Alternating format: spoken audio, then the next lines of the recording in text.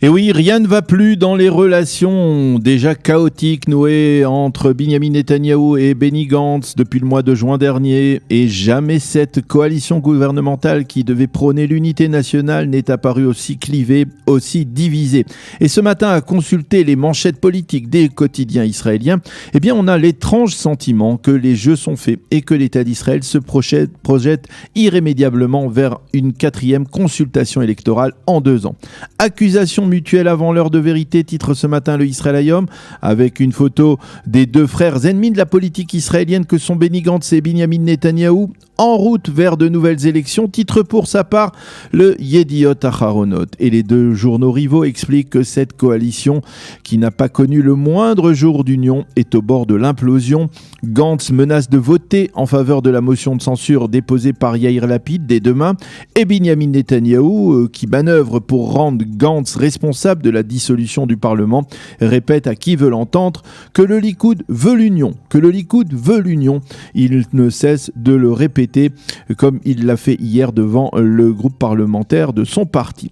Cependant, après avoir consulté ces titres pessimistes, eh bien, les éditorialistes paraissent soudain plus pragmatiques.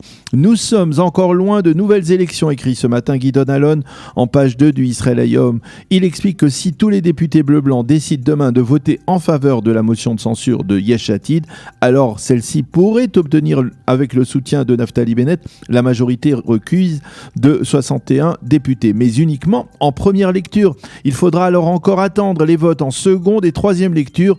C'est largement le temps pour Gantz et Netanyahou d'éviter la dissolution et la projection incertaine vers de nouvelles élections. Mati Tourfel, toujours dans le Israël Hayom, estime que Gantz est en train de tomber dans le puits qu'il a lui-même creusé. S'il vote demain avec l'opposition, il ne pourra pas faire marche arrière, à moins de battre des records d'hypocrisie politique. Mais par ailleurs, Tourfel considère que ce sont les guerres intestines au sein de Bleu-Blanc qui vont conduire Gantz à envisager de soutenir la motion de censure de Lapid. Enfin, dans le Israël Hayom, toujours un étonnant éditorial du docteur Avishai Ben Chaim, qui est l'un des experts de la société israélienne de la chaîne 13, mais surtout un spécialiste des relations entre Séfarad et Ashkénaz, ou comme il l'appelle lui-même, entre le premier et le second Israël. Dans cet édito, Ben Chaim appelle l'ancien chef d'état-major Gadi Eisenkot à choisir le Likoud pour influencer dans la vie politique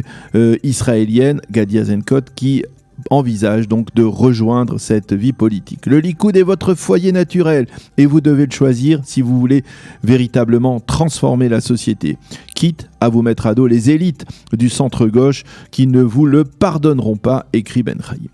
En survolant la presse et les médias israéliens, on constate toutefois que plusieurs éditorialistes rappellent que ni Netanyahou ni Gantz n'ont de véritable intérêt à provoquer la chute de ce gouvernement d'union qui n'en est pas un. Netanyahou redoute les manœuvres de Bennett, qui ne garantit plus de majorité dans le bloc de droite, et il redoute plus encore le rebond de l'épidémie qui serait fatal sur le plan économique à des milliers d'indépendants israéliens, parmi lesquels de nombreux électeurs du Likoud. Quant à Gantz, eh bien, il sait qu'il risque de signer là son arrêt de mort politique.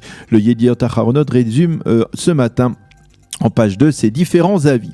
Justement, nous parlions de l'épidémie du Covid-19. Eh bien, c'est le Maariv qui consacre ce matin sa page d'ouverture à ce qui se passe actuellement depuis quelques jours dans les centres commerciaux du pays. La commission de lutte contre le coronavirus a vu les images parfois effrayantes de milliers de clients à l'intérieur de ces centres commerciaux. Elle a décidé de monter au créneau. Désormais, au lieu d'un client pour chaque 7 mètres carrés, eh bien, ce sera un client pour 15 mètres carrés dans l'enceinte de ces centres commerciaux, les fameux canyonimes. Et si cela ne suffit pas, affirme le président de la commission des lois de la Knesset, nous cesserons l'expérience actuelle et nous différerons la réouverture de l'ensemble des centres commerciaux.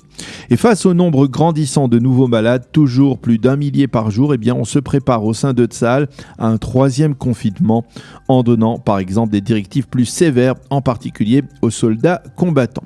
Dans ce dossier, les quotidiens israéliens soulignent également la proposition du député Guidon Saar de tester l'entière population de certaines villes afin que leurs résidents puissent reprendre ensuite un rythme de vie à peu près normal, une technique déjà utilisée avec succès en Slovaquie et qui est aujourd'hui à l'étude. Amit Iceman, retenez bien ce nom que nous dévoile en page d'ouverture le Haaretz de ce matin, mais également l'ensemble des sites d'information israéliens. Jusqu'à présent, Amit Iceman était un juriste relativement méconnu, procureur de l'État dans la région de Haïfa, mais dès aujourd'hui, il pourrait devenir le célèbre prochain procureur de l'État d'Israël, le numéro 2 dans la hiérarchie du monde de la justice et le successeur du très controversé Shai Nitzan. Si cette nomination est confirmée par le gouvernement, Iceman aura entre autres la lourde tâche de gérer pour le parquet le procès de Binyamin Netanyahou, d'où l'importance de sa nomination. Et puis dans la presse israélienne, on parle beaucoup de l'épidémie du Covid-19 avec les inquiétudes des autorités sanitaires qui constatent donc l'augmentation du nombre de contaminés, mais ce matin, je vous propose 2 titres sur les effets collatéraux de cette épidémie. D'abord, dans le supplément économique du Yediot Aharonot, le Mammon, qui révèle que de plus en plus d'Israéliens tentent de se doter d'un passeport européen en perspective d'un départ vers d'autres cieux, peut-être plus clément et moins anxiogène que ceux de l'État hébreu. Depuis le début de l'épidémie, on a constaté une augmentation de 45% dans le nombre de demandes de passeports étrangers, souvent passeport portugais. Et puis, une répercussion plus sioniste, dirons-nous, depuis le début de la crise. Les jeunes Israéliens qui terminent le service militaire ne peuvent plus effectuer leur traditionnelle excursion à l'étranger, au Népal, en Inde ou en Amérique latine. Alors, ils découvrent le Shvil Israël, le célèbre parcours d'excursion qui traverse l'État d'Israël du nord au sud et ne cachent pas leur satisfaction de découvrir ainsi enfin leur pays.